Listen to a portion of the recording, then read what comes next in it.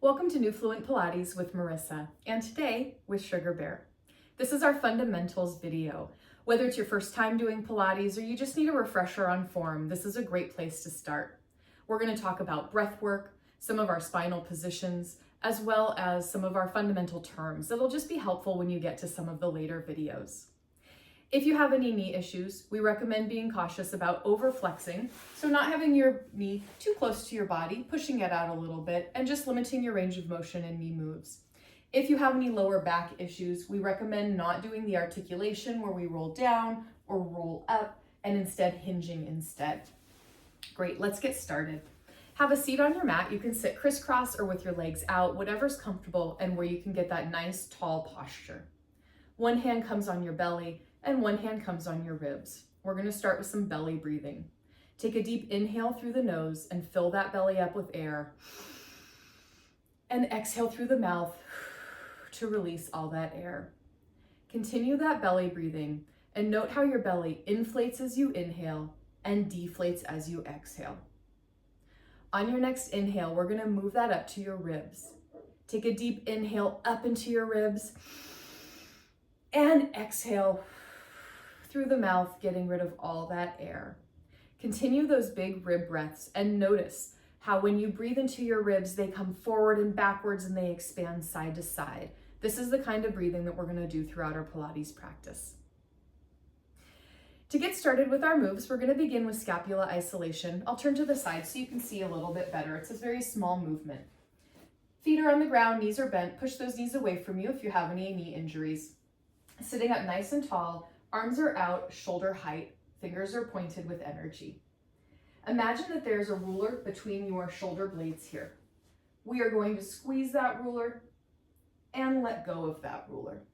So we are retracting and protracting. Now match that with your rib breathing.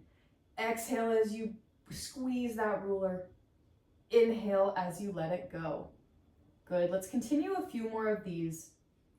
This is a great movement for those of us that slouch, sit in a chair all day, or are constantly looking at a screen.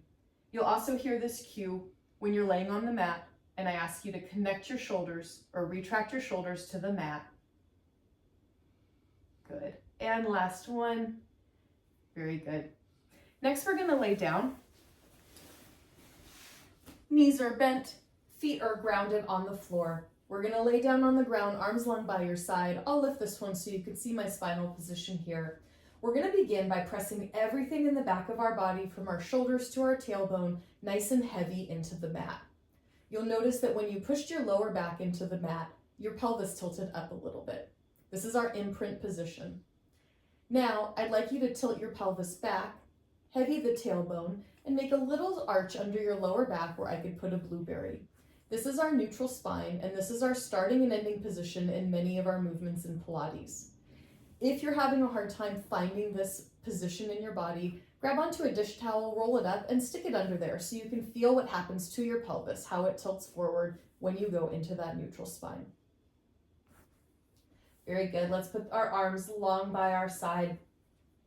We're going to next go to our leg position, holding that neutral spine, which is more challenging than you would expect. We're going to engage the lower core, bring one knee directly over the hip, shin is parallel with the ceiling, and when you're ready, bring that other knee to match it. This is our tabletop position. We're holding that neutral spine. You might find that your lower back wants to dump into imprint. Try and tilt that pelvis forward and get that nice neutral spine here. Our tabletop position, from here we go into some other positions. One is 45 degrees. So take one leg and send it out. It's about 45 degrees between being straight up and being straight down. And bring it back in. Other leg, this is our single leg stretch, which we'll do often. Nice and slow and controlled. Exhale as you extend a leg out. And inhale in. Take breaks as you need. And last one here. Very good. The other position, you can join me in this if you like or not, is 90 degrees. That's when our toes go straight up to the ceiling. If you have tight backs of legs like I do, it might look like this, where your knees are a little bit bent, and that's perfectly okay. Not everybody gets straight up in this position. All right, when you're ready, bring your legs back to tabletop. If you found it difficult to hold that neutral spine throughout, a couple of tricks here. You can cross your heels, you can bring your knees in a little closer to your body, and or you can imprint that back. We want to work our way towards this nice clean tabletop and the neutral spine, but that can take time for some of us. Go ahead and lower those legs down. All right. Next, I want to show you a couple of other moves. We're going to sit up nice and tall again with our feet on the mat, our knees are bent, arms are going to be out in front of us. First is the hinge back.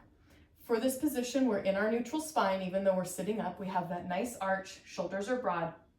We're going to inhale as we hinge back at the waist just a little bit, and exhale forward. Keeping your head aligned with your spine. A lot of times we like to be a chicken here, and our head stays forward as we move through it.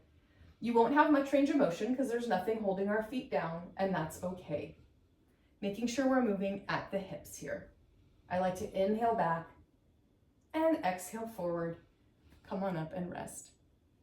Lastly, I want to show you the C curve or the roll down. So for this movement, you can grab onto the back of your thighs, sitting up nice and tall. Imagine that I have punched you in the lower gut. I'll move my arm here so you can see what it looks like when I tilt back.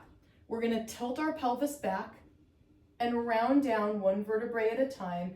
If you have a bad back, stick with that hinge back. We don't want to articulate if your lower back has pain or injury. Good. Take an inhale at the bottom. You can keep your hands behind your thighs to help you get up. We're going to nod chin towards chest and lift back up to seated. One vertebrae at a time to nice and tall. So you note the difference. The first time we were one long diagonal line moving together as we hinged, and this time we are rounding our back one vertebrae at a time. Again, hold on to the backs of your legs if that feels better for you, and nod chin to chest to come on up. Very good. Lastly, I want to show you the chest lift, which is a little bit different than a sit-up in the regular fitness world. Come on back down. Arms are going to be long by your side. You can also have them behind your head. I'll set them there so you can see. If they're behind your head, make sure that you're not using it to yank your neck up. They're just there for support. Take a big inhale to prepare. Exhale, you're going to nod your chin towards chest and lift up, peeling one vertebrae at a time up, and inhale to come on down. Good. I'll lift my arms up here. You can leave them where they are. So as you're getting started with this, we want to make sure we're not moving from the neck, but a lot of the times the neck plays a large role when our core isn't strong yet. But we want to continue to put this movement in our body, and as your core gets stronger, you're going to feel the upper core and the middle core engage to help lift you. If you want to challenge yourself, next time you come down to laying down, bring those legs up to tabletop, find that neutral spine, and we're going to add the chest lift here. Exhale as you nod chin to chest, coming up, leaving those legs in tabletop. Note that the legs aren't moving. So now we're engaging our upper and mid abs with the upper body chest lift and the lower abs with our tabletop. If you want to progress this further, we add that single leg stretch. Leg goes out to 45 and comes back. And we switch to the other leg. Let's do two more like this. If you haven't added the legs or the tabletop, that's okay. Keep flowing where you're at and come back to this video another time. See if you can make those progressions. And lower those legs. That was our fundamental video. I hope you enjoyed it. You're all ready to go to the next one. Hopefully Sugarbear will join us for that as well. And thanks for joining.